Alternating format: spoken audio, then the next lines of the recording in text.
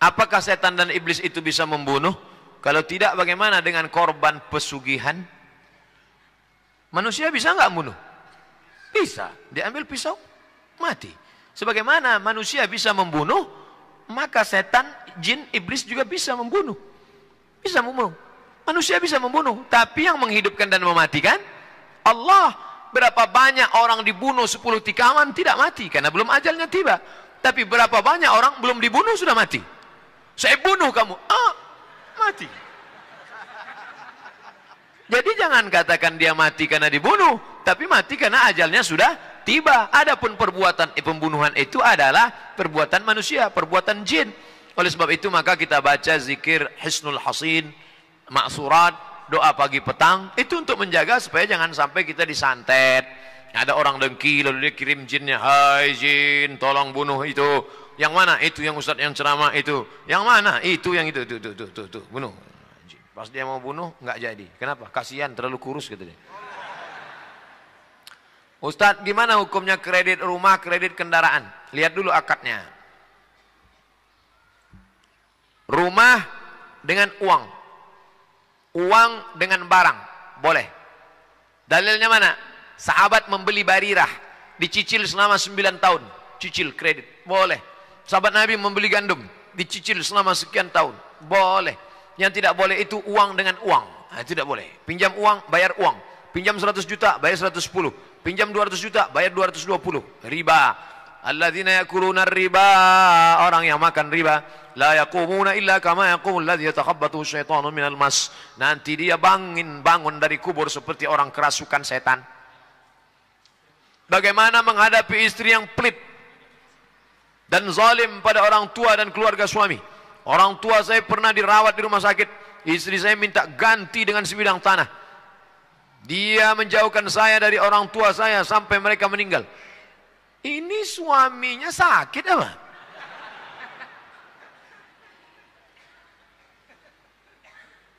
Kelihatannya ini yang jadi kepala rumah tangga suami apa istri? Ar-rijalu, laki-laki, qawwamuna 'alan nisa. Dia yang meluruskan perempuan. Khuliqatil mar'atu min dhila. Perempuan itu diciptakan dari tulang rusuk. A'wajuha a'laha, tulang rusuk yang paling bengkok. Perempuan ini diciptakan dari tulang rusuk yang bengkok. In akhadta aqamtaha kasartaha. Kalau kau paksa lurus dia akan patah. Kalau kau ikut kau akan bengkok. Kalau kau ikut perempuan kau jadi bengkok. Kalau kau paksa lurus dia akan patah. Jadi bagaimana? Ya pandai-pandai. Cari orang-orang tua. Datang kepada para ustadz. Gimana nih Ustadz Dery Sulaiman? Gimana nih Ustadz Arifin Ilham? Meluruskan istri saya yang bengkok ini. Supaya jangan sampai patah. Ini bengkok sekali nih. Sampai orang tua dilarang dekat. Wah, ini harus punya keberanian yang luar biasa. Gimana mau poligami kalau gini?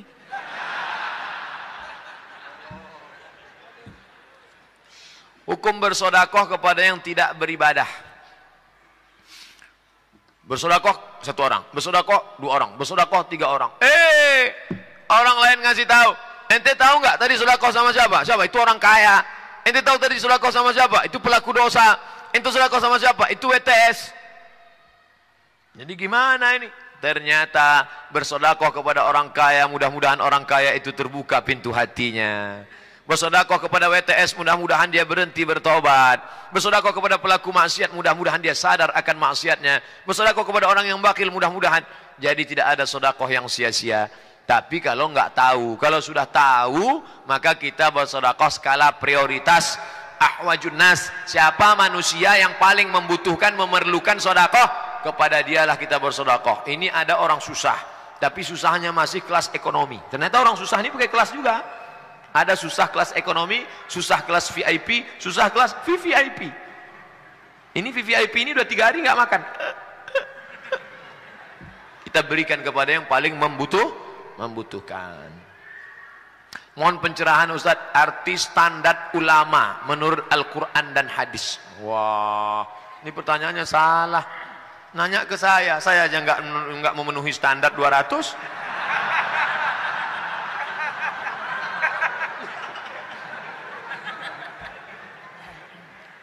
Standar ulama yang pertama, innama yakhshallaha min ibadihil ulama. takut kepada Allah. Ulama itu mesti takut kepada Allah, bukan takut kepada penguasa, bukan takut kepada harta, bukan takut kepada rakyat jelata, bukan takut kepada manusia.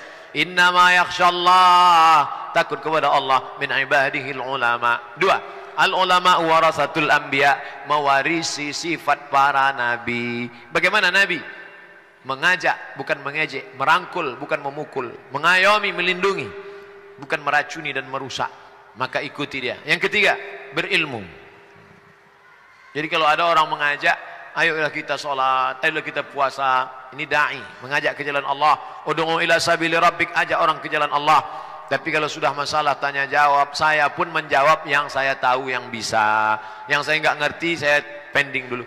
Berapa kali saya nggak menjawab pertanyaan, mohon maaf, nanti saya pulang dulu, saya baca dulu. Tapi kebetulan karena bisa, pertanyaannya berulang-ulang, saya jawab. Nah ini, Imam Malik 48 pertanyaan, dia jawab nggak sampai setengah. Nggak takut, nggak malu mengatakan saya tidak tahu. Takut kepada Allah, mengikuti sunnah Rasulullah SAW, berilmu, mengamalkan ilmunya. Yang keempat, yang paling penting, wa ma umiru illa liya'budullah mukhlisin, ikhlas. Tidak ada ulama tanpa keikhlasan. Doakan para ulama, ustadz-ustadz kita, bil khusus Ustadz Somad, mudah-mudahan ikhlas karena Allah SWT. Amin ya Allah. Apakah berjanji dan nazar itu sama? Saya berjanji, kalau saya lulus nanti, saya akan puasa 3 hari. Saya bernazar, kalau saya lulus nanti, saya akan puasa 3 hari. Sama apa enggak sama? Nazar.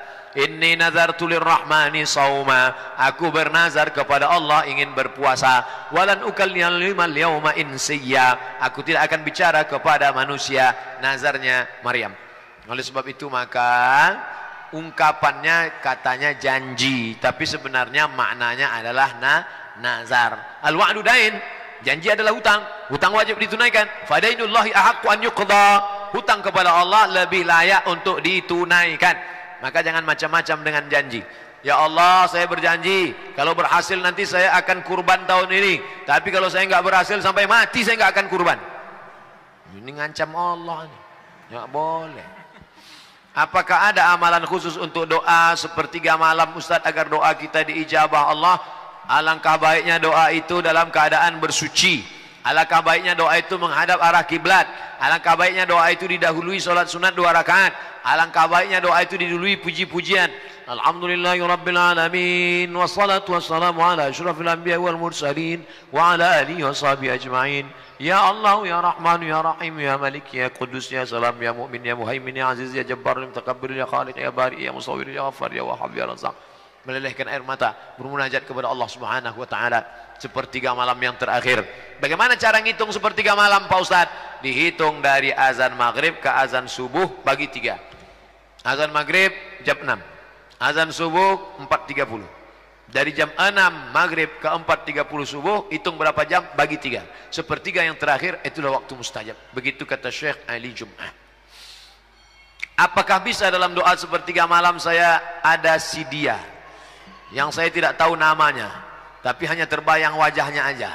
Mohon pada Allah untuk mendapatkan ridha Allah agar dia jodoh saya. Oh, berarti baru ngelihat wajahnya di FB doang. Ya Allah, pertemukanlah aku dengan si dia. Kalau memang dia jodohku, maka pertemukan aku ya Allah. Tapi kalau tidak, cepatlah matikan dia atau matikan aku. Aku tidak bisa hidup tanpa dia. Engkau lebih tahu daripada Allah Subhanahu wa ta'ala. Boleh enggak nyebut nama Pak Ustaz? Boleh. Allahumma a'izzal islama bi umarain. Ya Allah, kuatkan agama Islam ini dengan 2 Umar. Umar bin Khattab dengan Umar bin Hisham. Ada 2 orang yang sangat perkasa, yang satu namanya Umar bin Khattab, yang satu namanya Umar bin Hisham. Nabi sebut namanya, ya Allah, kuatkan agamamu ini dengan 2 orang. Kalau masuk Islam yang 2 ini, Islam akan kuat. Pertama Umar bin Khattab, yang satu lagi Umar bin Hisham. Dan yang masuk Islam Umar bin Khattab. Setelah Umar bin Khattab masuk Islam, menjadi kuat. Ya Allah, ini ada 2, satu Aisyah, satu Fatimah. Maka kuatkan aku dengan keduanya sekalian. Istikharah, minta kepada Allah Subhanahu wa ta'ala. Semoga Tuan Guru selalu dalam perlindungan dan pertolongan Allah. Amin. Apakah hukum menjawab salam orang di luar agama Islam? La tabda'ul yahuda wan nasara bis salam.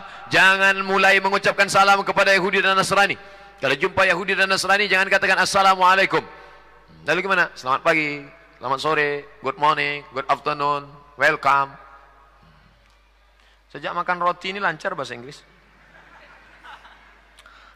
La tabda'ul yahuda wan nasara bisalam. Makanya kalau kita ceramah di tempat umum, assalamualaikum warahmatullahi wabarakatuh, salam sejahtera buat kita semua.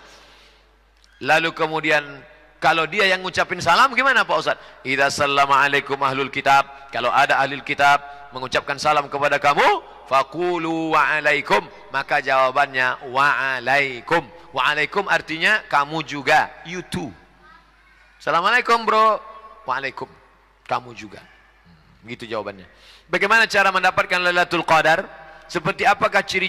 Bagaimana mendapatkan Lailatul Qadar? Taharru Lailatul Qadri fil ashril awakhir min Ramadan. Carilah Lailatul Qadar 10 hari terakhir Ramadan. Nanti malam sudah malam yang ke-23. Malam Jumat, malam Sabtu, malam Ahad, malam Senin, malam Selasa, malam Rabu, malam Kamis. Tinggal 7 malam lagi. Malam Jumat sudah tidak lagi.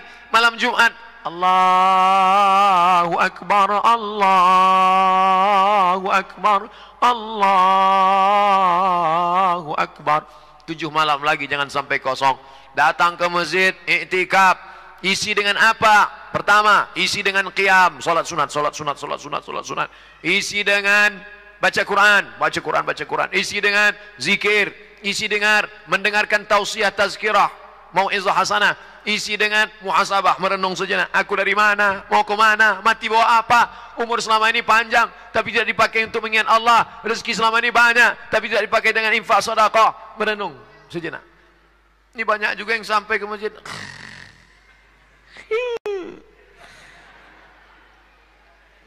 Seperti apa ciri-ciri orang yang mendapatkannya? Ada perubahan.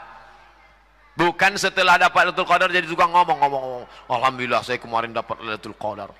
Gimana? Waktu saya sedang iktikaf di Az-Zikra, begitu saya turun mau ambil wudhu, saya lihat semua pohon-pohon bambu rebah tumbang.